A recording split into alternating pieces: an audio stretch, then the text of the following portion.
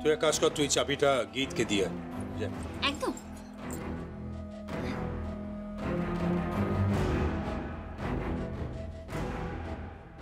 হ্যাঁ, বিন্দুবাসিনী দেবী, এই হলো তোমার পুত্রবধূ, পরম প্রিয় পুত্রবধূ। এখন থেকেও তোমার কাছেই থাকবে, আর আমার ঘরে আমার কাছে যাবে না। আমার বাবা যেমন সারা জীবন তোমার মুখ দেখেননি, ঠিক তেমনি আমিও ওর মুখ আর দেখব না।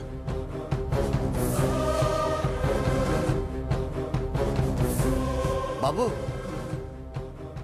গাড়ি এসে গেছে। আপনি যান, আমি আসছি।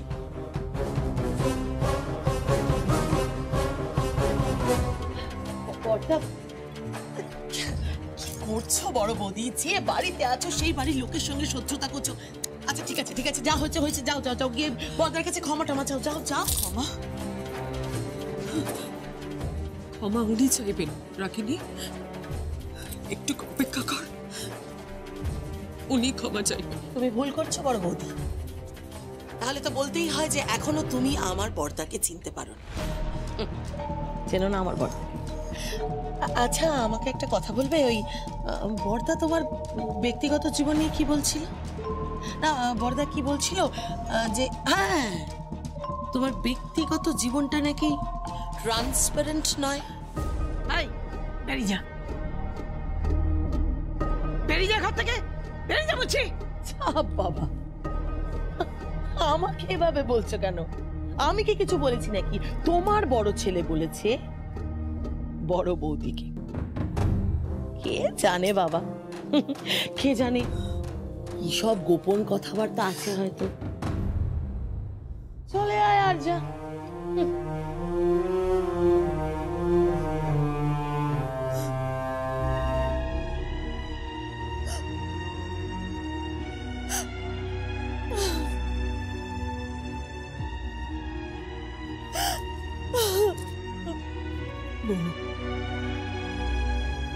কেঁদো না বড় বৌমা, এভাবে কেঁদো না, কেঁদো না, বলছি না কাঁদবে না। আমি আর পারছি না মা। আমি তো বলছি এভাবে কাঁদবে না, আমার কথাটা শোনো। আপনার ছেলে এতগুলো লোকের সামনে আমাকে কিভাবে বলে গেল ওনাকে আমৃত্যু আমার মুখ দেখবে না মা? এত বড় কথা ও কি করে বললো? আমি আর পারছি না মা, আমি পারছি না। তাহলে ভেবে দেখো বড় বৌমা, এত বছর ধরে আমি কত কষ্ট বয়ে বেড়াচ্ছি।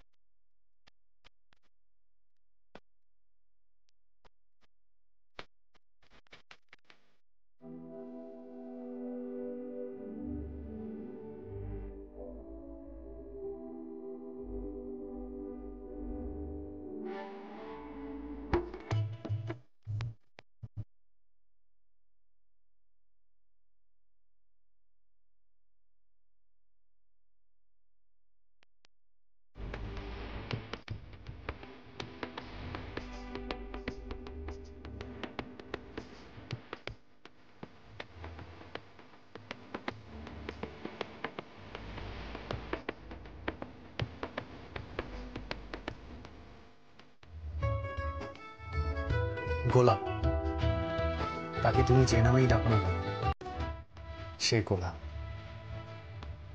আর তোমাকে যে নামেই রাখি না কেন যমুনা, তুমি আমার ভালোবাসা।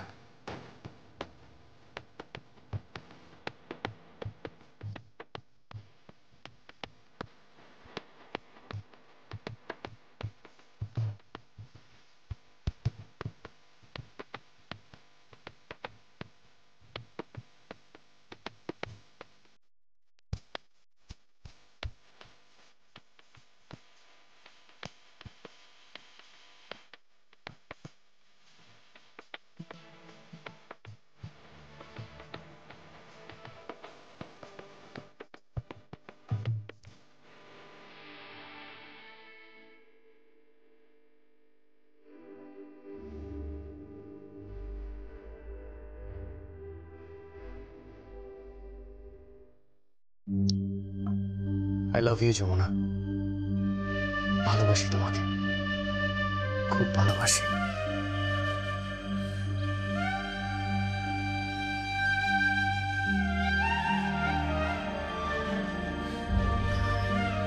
এত ফুল কেন আনলেন? আমি এই গোলাপের পাপড়ি পায়ে পিষে চলে যাব, এ আমায় মানায় না ছোট কর্তা বাবু, এ আমায় মানায় না। আমি যে সারা জীবন কাঁটার উপর হেঁটেছি। আজ যখন তুমি নিজেকে বেনারসিতে মুড়িয়ে নেবে, সিঁথিতে মোটা করে সিঁদুর দেবে, নতুন বইয়ের সাজে সাজবে, তখন থেকে তোমার কাঁটায় পথ চলা শেষ।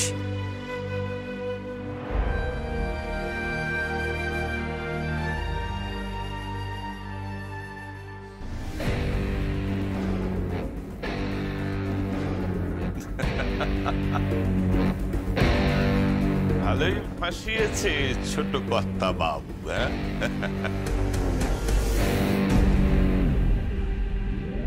ভদ্রভাবে কথা বলুন। ও মা, অভদ্রতা কি করলাম? আমারও তো একটু ইচ্ছে করে এই গোলাপ টুক করে কৃষ্ণার দিকে ছুঁড়ে দিতে, যেভাবে আপনি দিলেন, একেবারে ঠিক সিনেমার মতন। বড় লোকের ছেলে তো, গোলাপেই এত টাকা খরচা করে দিলেন। না, তাই বলছি, আমাদেরও তো একটু আনন্দ টানন্দ করতে ইচ্ছে করে, ওই একটু গোলাপ দিতে ইচ্ছে করে, তাই না?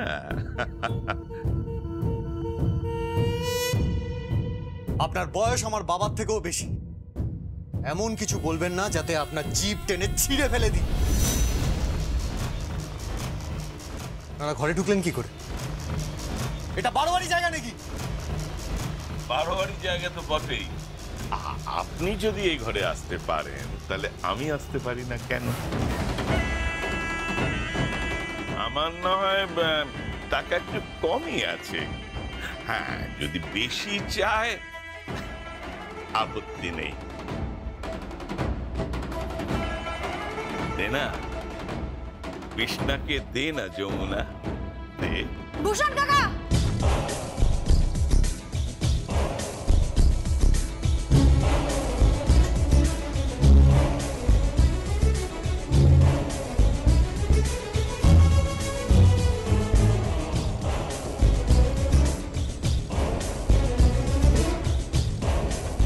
এই কাঠি দিয়ে ঢাক বাজিয়ে বাজিয়ে না হাতে কড়া পড়ে গেছে আমার।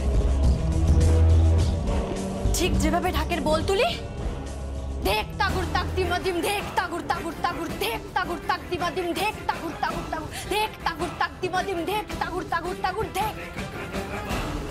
ঠিক সেই তালে যদি এই কাঠি তোমার মাথার উপর পড়ে না, যেখানে যেখানে দুর্বুদ্ধিগুলো আছে সেই জায়গাগুলো ভেঙে চৌচির হয়ে যাবে একেবারে। যাও এখান থেকে, চলে যাও এখান থেকে, যাও। এই যমুনা, তুই একটা ঢাকির মেয়ে হয়ে ভূষণদাকে মারবি? এই কালী, এখন ঢাক বাজানো ছেড়ে এই লোকটা দালালি করছিস? একটা কথা কান খুলে শুনে রাখ, ঢাকির মেয়ে, গরিব গরিব শুনে শুনে বড় হয়েছি আমি। আর নয়, আর একদম নয়, এবার এই ঠাকির মেয়ের ঘুরে দাঁড়ানোর পালা। চলে যা এখান থেকে, চলে যা এখান থেকে, যা, বেরিয়ে যাও, যাও, বেরিয়ে যাও। আচ্ছা, আজ রাতেই তোর কোমর ভাঙবো। তোর বোনকে আমি এখান থেকে তুলে নিয়ে যাব, কেউ আটকাতে পারবে না। এখানে আগুন জ্বলবে, আগুন। আর কৃষ্ণাকে আমি কাঁধে তুলে নিয়ে থামাবো। দেখি কে বাঁচাতে পারে তোর বোনকে।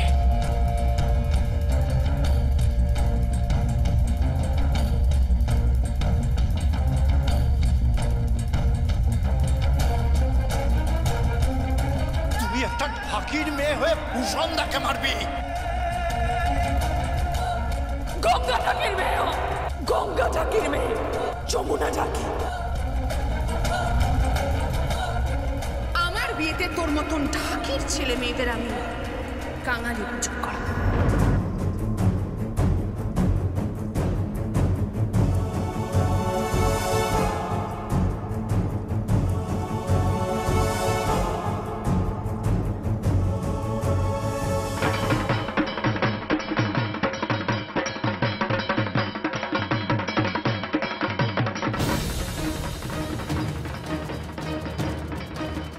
তোর বোনকে আমি এখান থেকে তুলে নিয়ে যাব, কেউ আটকাতে পারবে না। এখানে আগুন জ্বলবে, আগুন।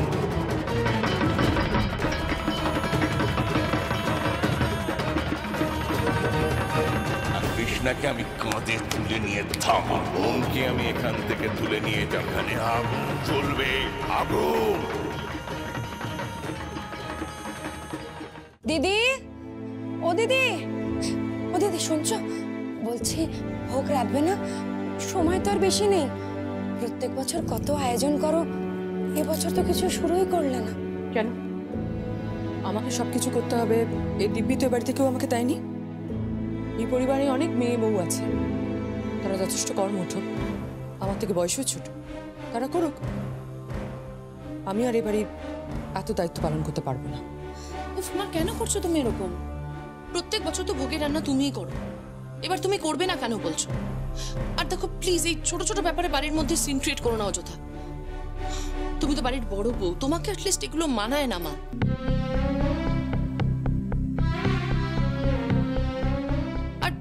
আর দেখো, আর যারা প্রচন্ড খিদে পেয়েছে, ও তোমার হাতে রান্না খেতে ভালোবাসে।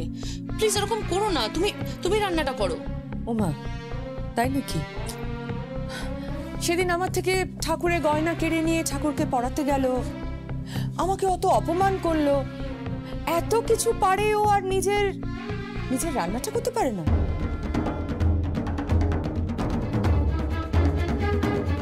কি আছে, তুমি ঘটি গড়িয়ে জল খেতে পারো না? ওরে বাবা রে বাবা, হায় হায় রে। হ্যাঁ বড় বৌদি, তুমি এরকম ক্যাট করে কবে থেকে কথা শিখলে গো? কেন রে রাগিনী? এবাড়ির বউরা কি শুধু ক্যাট করে কথা শুনতে পারে, বলতে পারে না?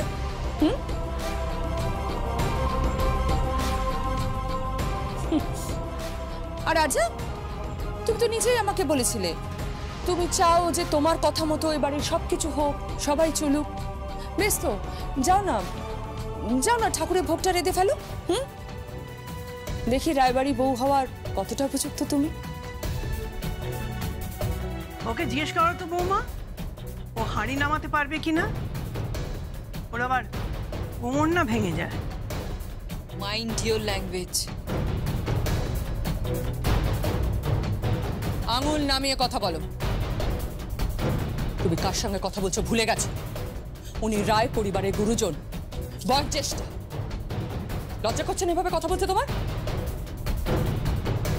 তোমার মতো মেয়েকে এবারে বউ হিসেবে আর যেই মেনে নিক, আমি কোনোদিন অ্যাকসেপ্ট করবো না। হ্যাঁ, তা তো তুমি করবেই না, কারণ আমার বাবা যাই বলে তুমি বরাবরই তার উল্টো পথেই চলেছো, বিপক্ষেই গেছো, আর বরাবর তাই হয়ে এসেছে।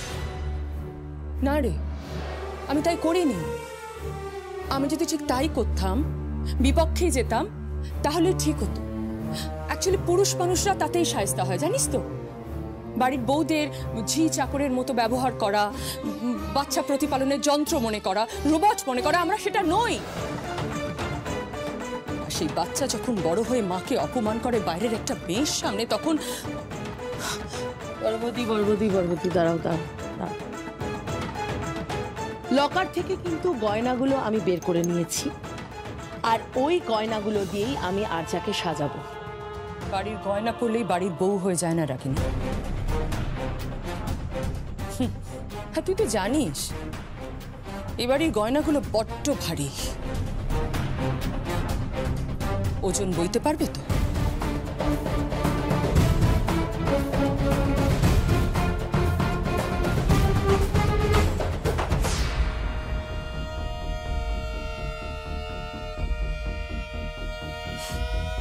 মিছি কেন ঝামেলা পাকাচ্ছ বলো তো? এবার ভোগটাকে রান্না করবে? আচ্ছা তুমি কি গো ছোট বৌদি, হ্যাঁ কি তুমি? বাড়ির বউ হিসেবে তোমার কোনো কর্তব্য নেই? আসলে বড় মামি তো বলে দিয়েছে ভোগ রান্না করবে না, তাই যদি ছোট মামিকে ভোগ রান্না করতে হয় সেই ভয়ে তো মরছে। ভয় মরছি না রাজন্না, ভোগটা না হলে ঠাকুরের পুজোটা হবে না। দিদি, দিদি। আচ্ছা তুমি আমার সঙ্গে এসো, আমি তোমাকে সাজিয়ে দিচ্ছি। এসো প্লিজ। এসো, চলো আরজা।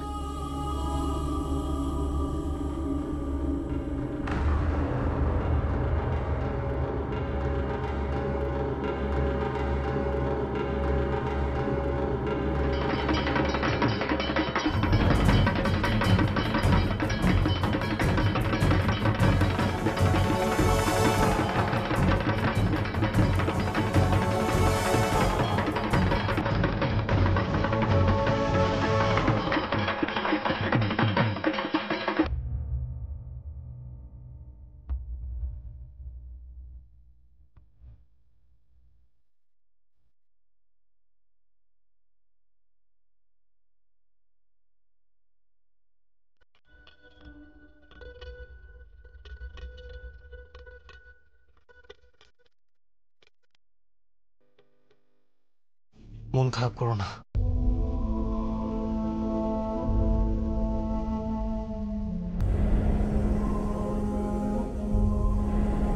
কি হলো, তুমি কথা বলছো না কেন?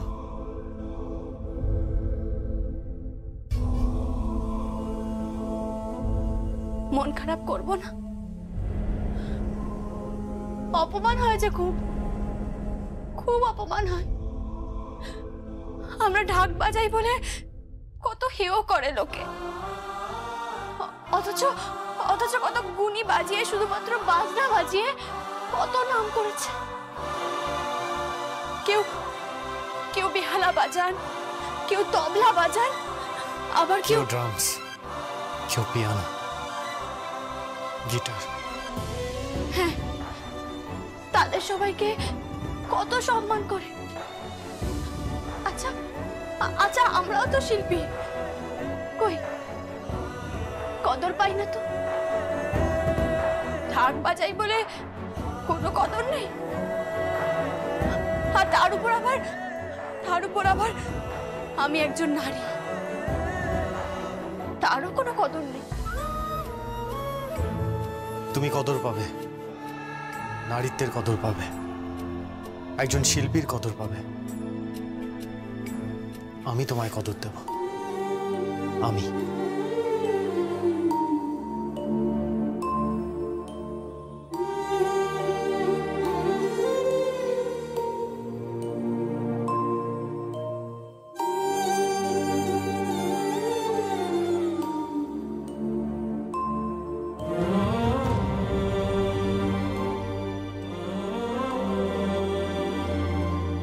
আজ থেকে আমি তোমার পাশে থাকবো।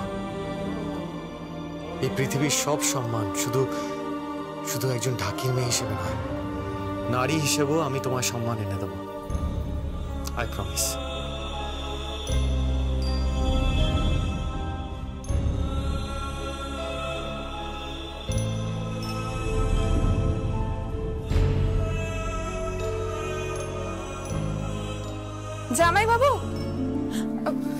জামাই বাবু, বাবা বাইরে একবার ডাকছে। আমি যাচ্ছি।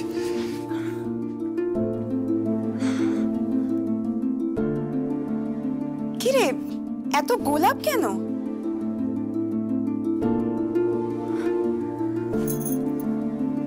বুঝেছি আমি।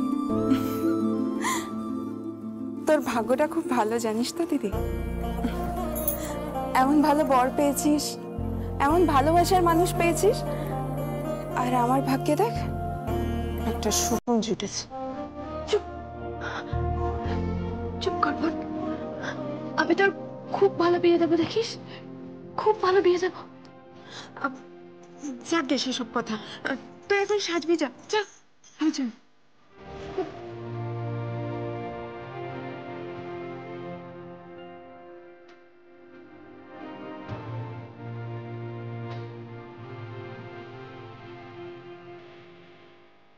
তুমি কদর পাবে, নারীত্বের কদর পাবে, একজন শিল্পীর কদর পাবে। আমি তোমায় কদর দেব। আজ থেকে আমি তোমার পাশে থাকবো। এই পৃথিবীর সব সম্মান শুধু শুধু একজন ঢাকি মেয়ে হিসেবে না, নারী হিসেবেও আমি তোমার সম্মান এনে দেবো। I promise.